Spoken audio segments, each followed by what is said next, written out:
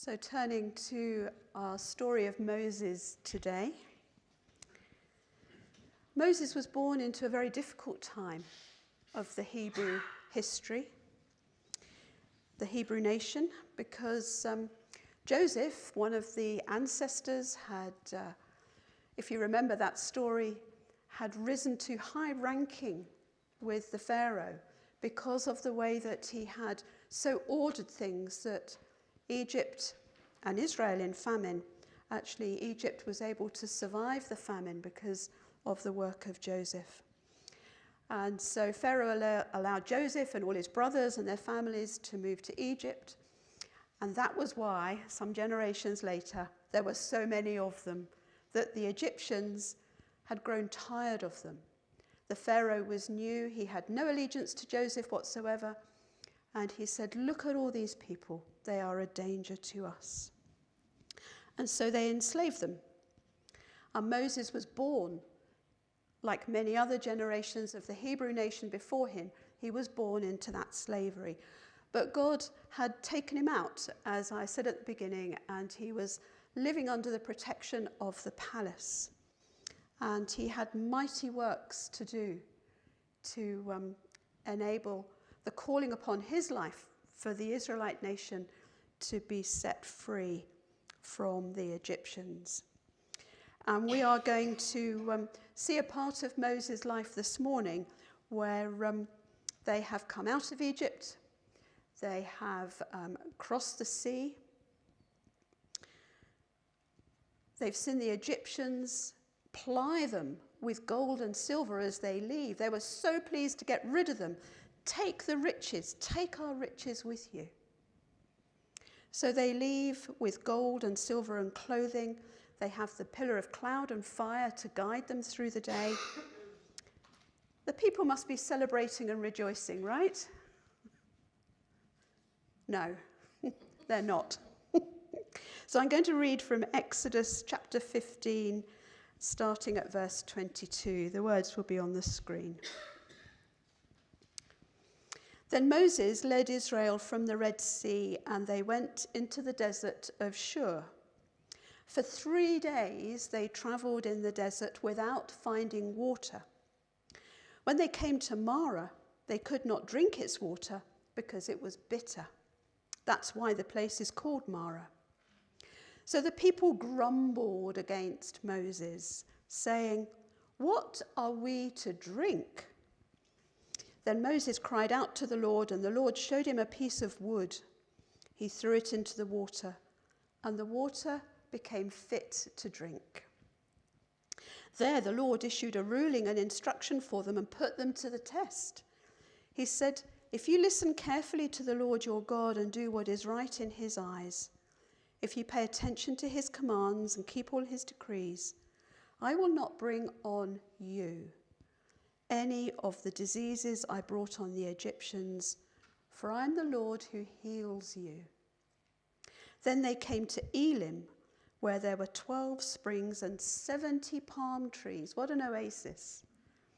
And they camped there near the water. The people of Israel have been set free from their slavery. But I wonder, given all that's happened to them, if they've barely had chance to even think about what freedom might look like. When you've been in slavery for so long, you've lived in fear for so long, can you trust the freedom that you've now got? Particularly when you're still on the run, and particularly when you run out of water, and particularly when the water you find is undrinkable. So they're not exactly behaving as though they're free. I don't think they might have been set free, but they haven't found their freedom yet. That comes later. And so it might for some of you. You've been set free, but actually you're not quite living it yet. It takes a while. They are grumbling. And when you think back over what they've come from, perhaps it's not so surprising. And when I first preached on this some years ago now, I think, looking back on it, I confess to you that I was quite hard on the Israelites in my preaching. They're grumbling. What have they got to grumble about? They've been set free. They've come out with riches from Egypt that they never expected to have. Why are they grumbling? And I pondered about the nature of people, such as it is to grumble, not casting any aspersions here. But as I was thinking about it this time, I was thinking, maybe I was a bit hard on them. Just think back over the life of these people. They were born into slavery. They were born into circumstances over which they had no power to change anything. The women were terrorized by the theft of their male babies at birth. They were under a cruel regime of a pharaoh. Work that was made harder by Moses' negotiations to try and free them. Actually, Pharaoh made their work harder. The 10 plagues would have hit them hard too. And then the last one, knowing that the firstborn sons were going to die, would a bit of blood painted over their doorpost really save their sons? Imagine the terror of that night. And then they actually left the country, admittedly with gold and silver that they didn't expect to have, only to be chased by Pharaoh and his army, and then to come to that trap where they've got Pharaoh behind them and the water in front of them, no place to go. And then to be expected to walk through a sea that's parted. Would you do that? I guess you would if you've got Pharaoh rushing down at your back. But, this water that's towering above you, is it going to cave in at any moment? Is it going to hold long enough for everybody to get through? These are difficult times, aren't they? And now they're in the desert. They've gone for 3 days without water. I guess they ran out of all the supplies they carried with them. 3 days, and they find water. The delight, water. Oh, we can't drink it. It's undrinkable. The last straw. So they have reason to grumble in some senses. But I was thinking about, I think last time, what an easy cop-out grumbling is. We can grumble and grumble and grumble about something that might be a very legitimate thing to grumble about, but actually hope that somebody else is going to take up our grumbling and do something about it and save us the bother, Perhaps you don't do that. But actually, I was thinking about their grumbling. I'm wondering if their grumbling came out of a place of pain. Did it come out of a place of trauma? The issues that I've described, their coming out of Egypt in the way that they did, was just so big a trauma that actually they haven't had the space to process it yet. They haven't had time to think about it. They haven't had time to come to terms with what they've left behind, what they're going to, the uncertainty of what lies ahead. And so they focus on the issue that's immediately in front of them, and they vent their pain by grumbling. Because it's a very real issue. The water is undrinkable, and they are thirsty. So they vent their pain that way. And if you think about your life, maybe there are some connections with what I've just described about the story of the Hebrew nation. Born into a situation where you have little or no choices. No opportunity to make your own decisions. Living under cruelty in some way or another. And then think about your own behaviour and actions. Have they hidden that pain? Kept it squashed down, I wonder. I remember a time in life when I was very worried about somebody who was close to me. Very, very worried. So worried, actually, that I became aware eventually that in my dealings with other people, I was so short-tempered with them. And that's not usually me. I was snapping, I was feeling irritated. The irritation level in me was high, my tolerance level was low. I was very wound up. And it showed in a different way because I was hiding the pain that I was carrying. The pain was inescapable, but somehow it needed release, and so it came out at impatience with others. And in fact, I was saying that to somebody yesterday who then said, yes, there was a time in my life that was really, really difficult. When I look back on it, actually, I don't like who I was during that time. Do you know that feeling? Had that experience? I don't like who I was then. But there was a reason for it, so don't live under condemnation.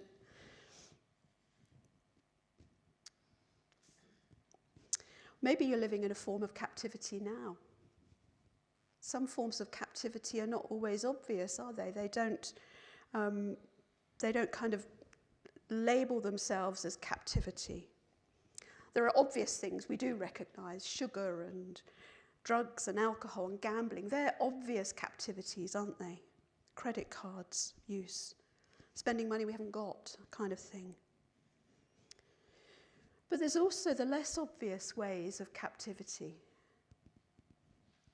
The need to always be in control. I guess if you've grown up in a situation where you have no control, one of the ways that you might cope with that is by exerting control everywhere and in any way that you can. The need to always have knowledge that somebody else hasn't got, because that's power, isn't it, when you've got that? Anger as a means to get what you want. That tantrum as a 2-year-old in the supermarket when it won you those sweets when your mum wasn't going to buy you any. Actually, you learn that tantrums work. Now, you don't lay on your back in the supermarket and kick your legs these days, do you? Or maybe you do. But actually, we can learn that enforcing that anger on other people can get what we want. And they can be as addictions as powerful as anything else.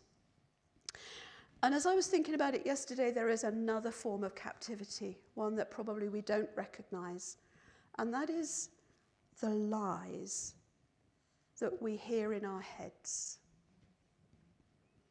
The lies that tell us you're not lovable, you're not worth anything,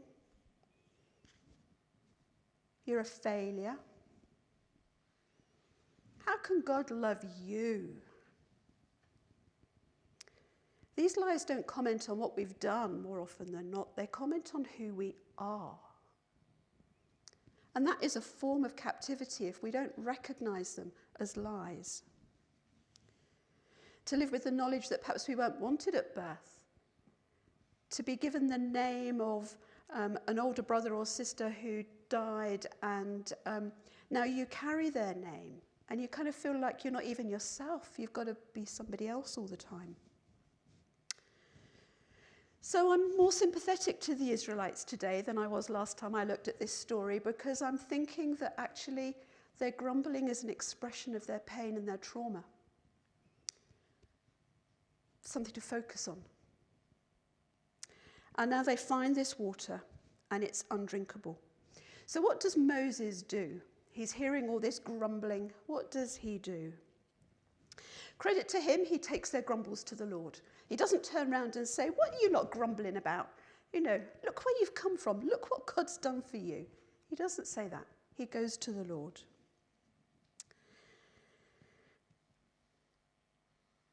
Moses cries out to God. And in fact, the Hebrew says, one of the meanings of the word is, he thundered at God. Perhaps that's Moses' own expression of his pain at the responsibility for these hundreds of thousands of people. He thunders to God. More expressed perhaps in the tone and the volume than in the words that are said. And God's revelation to Moses, I would not have wanted to have been Moses at this point. Absolutely not. See that tree? Throw it in the water. What? I've got hundreds of thousands of people here who are thirsty, and you want me to throw a tree in the water? These people are thirsty. And I guess the people were watching him. Why is he throwing that tree in that water? What's he doing that for? But he takes the tree and he hurls it into the water. I bet the people thought, well, he's riled at God. God obviously hadn't answered then, has he? He's tossing that tree into the water. Well, a lot of good that's going to do. And then I wonder what Moses did next. Do you think he kneeled, took some water, drank it? And it was sweet. And he goes, guys, it's sweet. Come drink, come drink. What just happened there then? A tree in the water and it's sweet. Doesn't make sense, does it? And having discovered that the water was sweet, God then declares himself, I'm the Lord your healer, Jehovah Rapha.